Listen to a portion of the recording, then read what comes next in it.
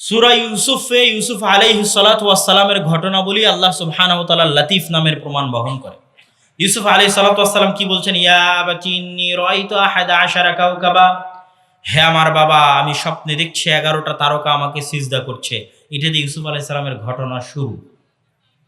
ইউসুফ আলাইহিস সালাম কুয়ায় পড়ে গেলেন, নিক্ষিপ্ত হলেন, কুয়া থেকে বাজারে বিক্রি হলেন, বাজার থেকে বিক্রি হয়ে বাদশার বাড়িতে কৃতদাস হিসেবে কাজ করলেন, অপবাদ মাথায় নিয়ে জেলে গেলেন, 7 বছর জেল খাটলেন।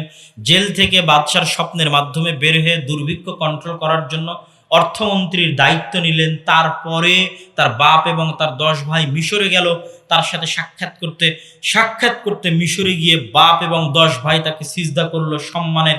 তখন ইউসুফ আলাইহিস সালাতু ওয়াস সালাম বলছেন, ইয়া আবাতি হাদা তাবিল রুইয়া, ওই যে ছোটবেলায় স্বপ্নে দেখেছিলাম 11টা তারকা আমাকে সিজদা করবে, আজকে 30 বছর, 35 বছর, 40 বছর পর ওই স্বপ্ন বাস্তবে রূপ পাচ্ছে, আপনারা আমাকে সিজদা করতেছেন। এটাই ছিল ওই স্বপ্নের ব্যাখ্যা।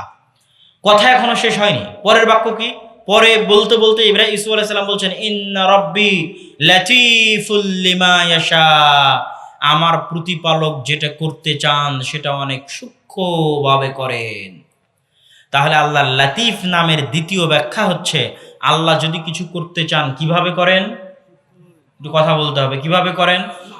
সূক্ষ্মভাবে করেন। আল্লাহ কিছু করতে চাইলে কিভাবে করেন? সূক্ষ্মভাবে করেন। ডাইরেক্ট হোমজিক্যালি কোনো কাজ আল্লাহ সুবহানাহু ওয়া তাআলা করেন না। আল্লাহ সুবহানাহু ওয়া তাআলা ওই যে 11টা তারকা সিজদা করলো, এটা ডাইরেক্ট তিনি সংঘটিত করাননি। এক এক স্তর থেকে ওই পরিবেশ তৈরি করতে, এক এক স্তর থেকে আর এক স্তরে যেতে অনেক সূক্ষ্মভাবে কাজ করতে হয়েছে। ফেরাউনকে আল্লাহ সুবহানাহু ওয়া তাআলা একবারে ধ্বংস করেননি। ফেরাউন 1700 বছর যাবৎ কয়েক লক্ষ বানু ইসরাইলের ছোট বাচ্চাকে জবাই করেছে। ফেরাউনকে ধ্বংস করতে আল্লাহ পরিবেশ তৈরি করেছেন সূক্ষ্মভাবে। ফেরাউনের বাড়িতেই মুসা আলাইহিস সালাতু ওয়াস সালামকে লালন পালন করেছেন। এটাই আল্লাহর সূক্ষ্মতা। আল্লাহ সুবহানাহু ওয়া তাআলা লতিফ, যেমন সূক্ষ্মভাবে আমার অন্তর বুঝতে পারেন, আমার জন্য যদি কিছু করতে চান সেটাও তিনি করবেন কিভাবে? কথা বলেন, কিভাবে? সূক্ষ্মভাবে। অতএব দোয়া করে যদি আপনি ডাইরেক্ট অ্যাকশন চান, ওইরকম ডাইরেক্ট অ্যাকশন আল্লাহ সুবহানাহু ওয়া তাআলা নেন না। এটা আল্লাহর বৈশিষ্ট্য নয়। অতএব আপনাকে ধৈর্য ধরতে হবে, অপেক্ষা করতে হবে। কোনটার মধ্যে আপনার জন্য কল্যাণ আছে সেটা আপনি জানেন না।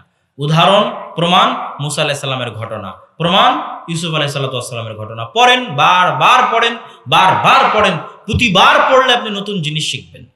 ইউসুফ আলাইহিস সালামের ঘটনা থেকে, মুসা আলাইহিস সালামের ঘটনা থেকে প্রতিবার পড়লে নতুন জিনিস শিখবেন এবং বুঝবেন পৃথিবী কিভাবে চলে, আল্লাহ কিভাবে পৃথিবী চালান। তার মধ্যে একটা অন্তত আমি বলে গেলাম যে আল্লাহ যা করেন লতিফ ভাবে করেন, ডাইরেক্ট হোমজিক্যালি কোনো কিছু করেন না। অতএব আপনার সাথেও আল্লাহ ব্যবহার করবেন লতিফ ভাবে। আপনি চাইলেন আর হয়ে যাবে, আপনি বললেন তাই হয়ে যাবে, দোয়া করছেন হয় না কেন, এরকম কিছু আল্লাহ সুবহানাহু ওয়া তাআলা করেন না। আপনার জন্য কিছু করতে চাইলে তিনি পরিবেশ তৈরি করবেন অনেক সূক্ষ্মভাবে। আপনিও বুঝবেন না, আপনার বিপরীত পক্ষ বুঝবে না যে আল্লাহ সুবহানাহু ওয়া তাআলা কিভাবে পরিবেশ তৈরি করতেছেন। তার নাম লতিফ।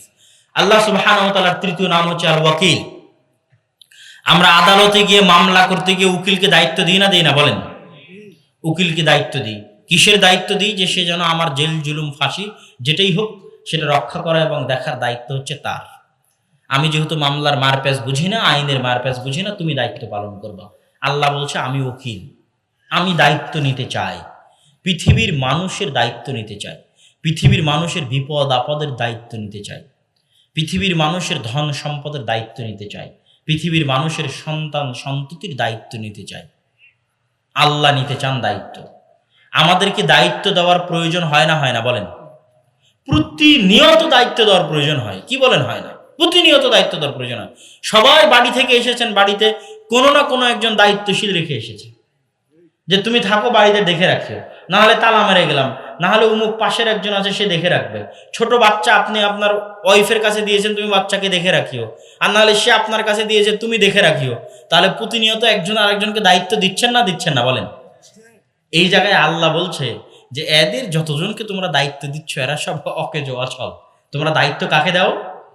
আল্লাহকে দাও। এবং প্রতিটা ছোট ছোট ক্ষেত্রে দায়িত্ব আল্লাহকে দাও। যেমন এই ছোট বাচ্চা, আপনি আপনার ওয়াইফকে বলেছেন তুমি দেখে রেখো যেন হারায় না, অথবা সে আপনাকে বলেছে আজকে প্রোগ্রামে আসার সময় দেখে রেখো যেন হারায় না। আল্লাহ বলছে এটা করিও না, বরং তোমরা কি করো? তোমরা আমাকে বলো। তোমরা কাজ করো কিন্তু তোমরা আমাকে বলো যে আল্লাহ প্রোগ্রামে যাচ্ছি, আমার সন্তানকে আমার স্ত্রীর সাথে দিচ্ছি, আমি আলাদাভাবে বসতেছি, অথবা হে আল্লাহ আমার সন্তানকে আমার স্বামীর সাথে দিচ্ছি, আমি আলাদাভাবে বসতেছি, আমার সন্তানকে দেখে রাখার দায়িত্ব কাকে দিলাম? আল্লাহ তোমাকে দিলাম।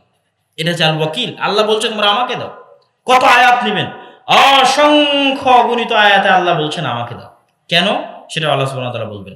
রব্বুল মাশরিকি ওয়াল মাগরিবি লা ইলাহা ইল্লা হু ফাত্তাখিযহু ওয়াকিলা। পূর্বের প্রতিপালক, পশ্চিমের প্রতিপালক, তিনি ব্যতীত কোনো ইলাহ নেই, তোমরা তাকে দায়িত্ব দাও, তাকে উকিল হিসেবে, ওয়াকিল হিসেবে গ্রহণ করো। ওয়া তাওয়াক্কাল আলাল আজিজির রহিম। মহা পরাক্রমশালী, মহা দয়ালু আল্লাহ সুবহানাহু তাআলার উপর তোমরা তোমাদের বিপদ আপদ, ধন সম্পদ, সন্তান সন্ততির দায়িত্ব প্রদান করো। ওয়া তাওয়াক্কাল আলাল হাই আল্লাযী লা ইয়ামুত। যিনি চিরঞ্জীব, কোনোদিন মারা যাবেন না, সেই চিরঞ্জীব কোনোদিন মারা যাবেন না, এরকম প্রতিপালকের উপর তোমরা দায়িত্ব প্রদান করো।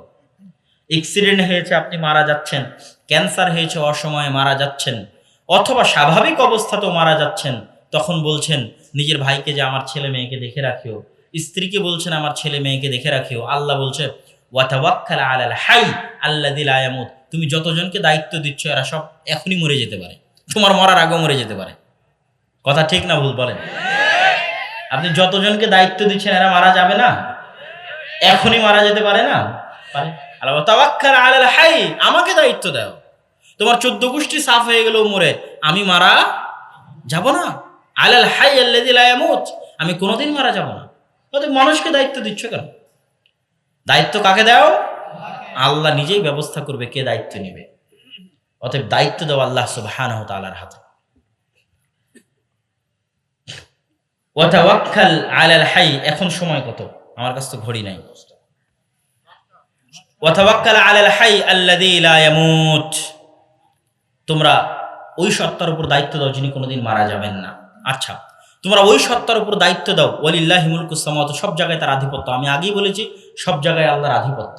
তাহলে আপনি এখানকার মেম্বার, এখানকার চেয়ারম্যানকে দিয়ে আজকের প্রোগ্রাম করেছেন, আর এক জায়গায় এই চেয়ারম্যান মেম্বারকে দিয়ে প্রোগ্রাম করতে পারবেন না। বাংলাদেশের প্রধানমন্ত্রীর সহযোগিতা ইউরোপ আমেরিকায় পাবেন না। বাংলাদেশের প্রধানমন্ত্রীর নাম্বার মোবাইলে থাকলেও যখন ভূমিকম্পে নিচে ঢুকে যাবেন পাবেন না। পেলেও সাথে সাথে আপনার কাছে সহযোগিতা পৌঁছাতে পারবে না, পৌঁছাতে সময় লাগতে পারে।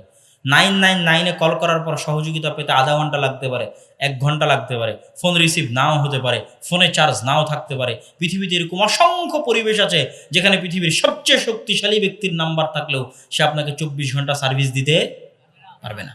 যখন চাইবেন তখনই সহযোগিতা করতে পারবে না। তাহলে তোমরা কার উপর ভরসা করো, কাকে দায়িত্ব দাও? আল্লাহ। আটলান্টিক মহাসাগরে থাকো, আফ্রিকার জঙ্গলে থাকো, আর বাংলাদেশে থাকো, আর ইউরোপে থাকো, সব জায়গায় রাজত্ব কার? আল্লাহ। আর চাওয়া মাত্রই শুনতে পারে, এই ক্ষমতা কার? মোবাইল লাগে নাকি? মোবাইলে চার্জ থাকা লাগবে? তারপরও আপনি আল্লাহকে ডাকেন না। ডাকেন, বিপদে পড়লে আল্লাহ সুবহানাহু ওয়া তাআলাকে ডাকেন না। ইউনূস আলাইহিস সালাতু ওয়াস সালাম যখন মাছের পেটে, পানির পেটে এবং অন্ধকার রাতে, তখন তিনি বলেছিলেন লা ইলাহা ইল্লা আনতা সুবহানাকা ইন্নী কুনতু মিনাজ জালিমিন। কোনো মোবাইল নেটওয়ার্ক ছিল নাকি? আল্লাহ সুবহানাহু ওয়া তাআলা সামিউন আলিম, ওটা আরেক আয়াতে আল্লাহ বলেছে ওয়া তাওয়াক্কাল আলাল্লাহ ইন্নাহু হুয়াস সামিউল আলিম। আমাকে দায়িত্ব দাও, তুমি যেখানে থাকো না কেন আমি শুনতে পাবো, আমি শুনতে পাবো এবং পাওয়া মাত্র সাড়া দিব। আর আল্লাহ সুবহানাহু ওয়া তাআলা দায়িত্ব পালনে অবহেলা করেন না। কাফা বিল্লাহি ওয়াকিলা ওয়া মান ইয়াতাওয়াক্কাল আলাল্লাহ ফাহুয়া হাসবুহ নি'মাল ওয়াকিল। সবচেয়ে উত্তম অভিভাবক হিসেবে একাই যথেষ্ট। যে তার উপর দায়িত্ব দিবে তিনি তার দায়িত্ব পালনের জন্য তিনি একাই যথেষ্ট, আর কাউকে লাগবে না। অতএব আল্লাহ সুবহানাহু ওয়া তাআলার উপর দায়িত্ব দেন। সন্তানকে বিদায় দিবেন, বলবেন আস্তাগফিরুল্লাহ। এটা দোয়া, দোয়ার মধ্যেও শিখানো আছে হে আল্লাহ আমার উপর দিলাম। বাড়িতে তালা মেরে আসছেন, বাড়ির সম্পত্তি কার দায়িত্বে দিয়ে আসবেন? আল্লাহর দায়িত্বে। আল্লাহ সুবহানাহু ওয়া তাআলা দায়িত্ব নিলে উনি কিভাবে আপনার সম্পদ রক্ষা করবে সেই দায়িত্ব কার? আল্লাহ। ইব্রাহিম আলাইহিস সালাতু ওয়াস সালাম যখন মরুভূমিতে তার স্ত্রী পুত্র রেখে পাহাড়ের আড়ালে এসে দোয়া করলেন, তখন দায়িত্ব কাকে দিয়ে এসেছিলেন? আল্লাহকে। আপনি বলবেন ইব্রাহিম আলাইহিস সালাম তো অনেক বড় নবী, তার দায়িত্ব আল্লাহ নিবে, আমাদের কি নিবে? মুসা এবং খিজর আলাইহিস সালাতু ওয়াস সালাম ওই যে দুটো ইতিম বাচ্চার ঘর ঠিক করে দিলেন, আল্লাহ কোরআনে বলছে ঘর ঠিক করে দেওয়া আমি চাই, আল্লাহ চাই, মুসার প্রতিপালক চাই, খিজরের প্রতিপালক চাই, এই ঘর ঠিক করে দেওয়া হোক। ওয়াকানা আবুহুমা সালিহা, কেননা এই ঘরে দুটো এতিম বাচ্চার সম্পদ আছে, আর তার বাপ মা ছিল সৎ। বাপ মা মরার সময় 2 এতিম বাচ্চার সম্পদ রক্ষণাবেক্ষণের দায়িত্ব কাকে দিয়েছিল? আল্লাহকে। ওদের নামও কেউ জানে না, ওরা নবীও নয়, রাসূলও নয়। নাম না জানা, অজানা, অচেনা। পৃথিবীতে কাজ হওয়ার জন্য ভাইরাল হওয়া লাগতে পারে, সেলিব্রিটি হওয়া লাগতে পারে, আল্লাহর কাছে লাগে না।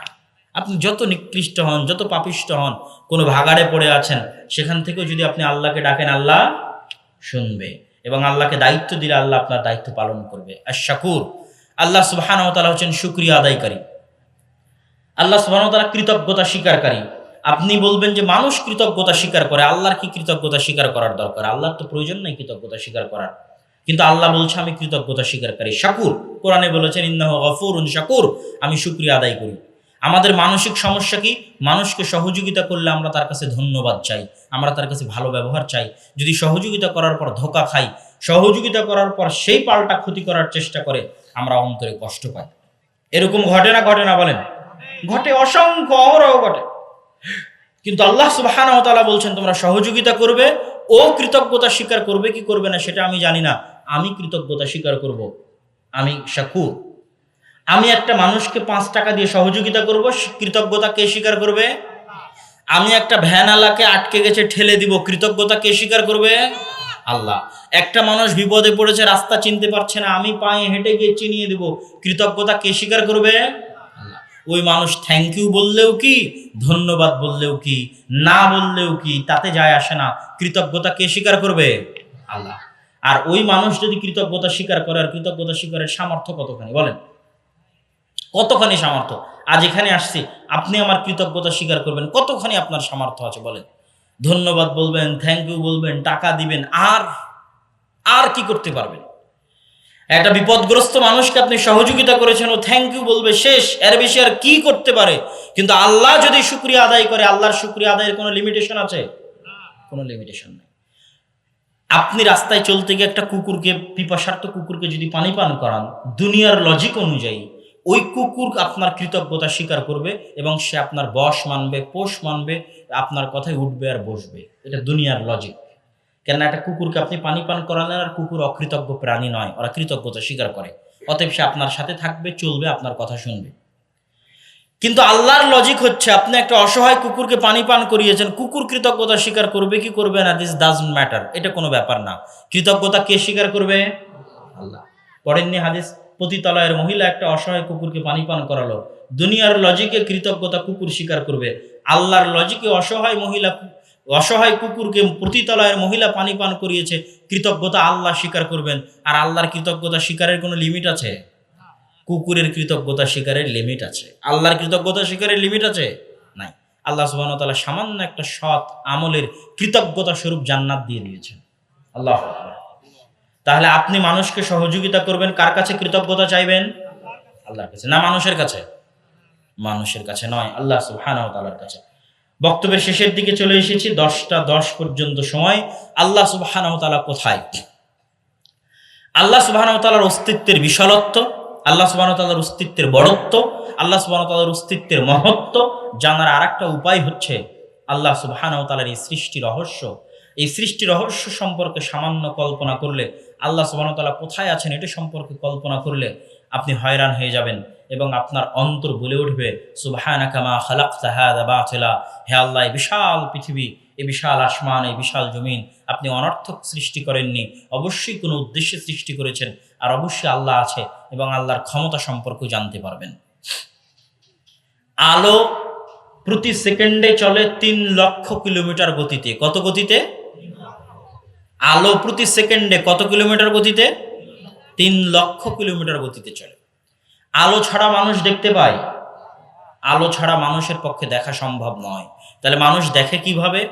আসলে আপনি আমার ছবি দেখছেন, আলোতে আমার ছবিটা কপি করে আপনার চোখের সামনে রিফ্লেক্ট করতেছে, তখন আপনি আমাকে দেখতেছেন। সূর্যের যখন আলো জ্বলে আমরা যা দেখি, প্রত্যেকটা ছবি আমাদের চোখের সামনে রিফ্লেক্ট হয়, তখন আমরা দেখি। এটা হলো পৃথিবীতে আলোর রহস্য। এখন পৃথিবীতে সূর্যের আলো পৌঁছতে সময় নেয় 8 মিনিট। কত মিনিট? 8 মিনিট। আল্লাহ সুবহানাহু ওয়া তাআলা কোথায় আছে সেটা আমরা একটু সামান্য জানবো। এই জমিন থেকে আরশ পর্যন্ত যাওয়ার চেষ্টা করব। এই জমিন থেকে আরশ পর্যন্ত যেতে আমাদের যে সৌরজগৎ, এই সৌরজগৎটা ঘুরপাক খায় সূর্যকে কেন্দ্র করে। সূর্যকে কেন্দ্র করে যে সৌরজগৎ, যে মিল্কওয়ে গ্যালাক্সি, এখানে লক্ষ কোটি গ্রহ নক্ষত্র আছে। তার মধ্যে যেগুলোর নাম আমরা জানি বৃহস্পতি, শুক্র, বুধ, নেপচুন ইত্যাদি বিভিন্ন গ্রহ নক্ষত্র আছে, যেগুলো পৃথিবীর সমান, পৃথিবীর চেয়ে বড়। আপনারা অনেকেই মনে করতে পারে এটাই মনে হয় পৃথিবীর শেষ সীমানা, কিন্তু আপনি আশ্চর্য হবেন যে এই গ্যালাক্সি থেকে, তথা আমাদের যে সৌরজগৎ, এই গ্যালাক্সি থেকে বের হয়ে যখন আমরা আরো উপরে যাব, তখন এরকম আরো লক্ষ কোটি গ্যালাক্সি আছে, যেই লক্ষ কোটি গ্যালাক্সির মধ্যে এইরকম লক্ষ কোটি পৃথিবী আছে হাওয়াতে ঘুরছে, এরকম লক্ষ কোটি সূর্য আছে, বৃহস্পতি আছে এরকম হাওয়াতে ঘুরছে, এবং কত লক্ষ কোটি গ্যালাক্সি আছে বিজ্ঞানীরা জানে না। বিজ্ঞানীদের দাবি যে তারা নির্ধারণ করতে পারেনি এই মহাশূন্যের সীমানা, এই মহাশূন্যে কত লক্ষ কোটি গ্রহ আছে, এই পৃথিবীর মতো কত লক্ষ কোটি গ্যালাক্সি আছে, এটা বিজ্ঞানীরা এখন পর্যন্ত নির্ধারণ করতে পারেনি।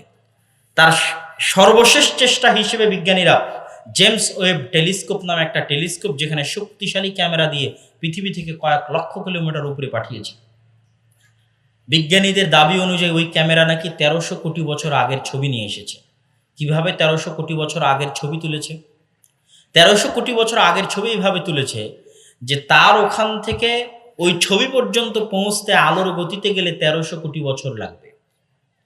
আলোর গতিতে 1300 কোটি বছর লাগবে, অত দূরের ছবি ক্যামেরা দিয়ে তুলেছে। তথা ওই যন্ত্র অদ্দূর পর্যন্ত পৌঁছতে হলে 1300 কোটি বছর আলোর গতিতে চলতে হবে। তবুও তারা বলতে পারতেছে না যে এটাই পৃথিবীর শেষ সীমানা, বা এটাই আমরা গোটা পৃথিবীকে এক ক্যামেরায় ধারণ করেছি, গোটা মহাশূন্যকে এক ক্যামেরার কিন্তু লেন্সের মাত্রা থাকে। আপনি এখান থেকে যখন ছবি তুলবেন, এই কোণা আসবে, মাঝামাঝি আসবে, এই কোণা আসবে, পুরোটা আসবে না। আবার পুরোটা আসার জন্য আপনাকে ক্যামেরার কিছু ফাংশন অন করে পুরোটা ধরার চেষ্টা করতে হবে। তো পৃথিবীতে এখন পর্যন্ত বিজ্ঞানীদের পক্ষে সম্ভব হয়নি যে পুরো মহাশূন্য, তারা কোনো একটা ক্যামেরার মধ্যে পুরো মহাশূন্যকে নিয়ে আসবে, নিয়ে এসে বোঝার চেষ্টা করবে যেখানে কত লক্ষ কোটি গ্যালাক্সি আছে এবং কত লক্ষ কোটি গ্রহ নক্ষত্র আছে, সেটা তাদের পক্ষে জানা সম্ভব হয়নি।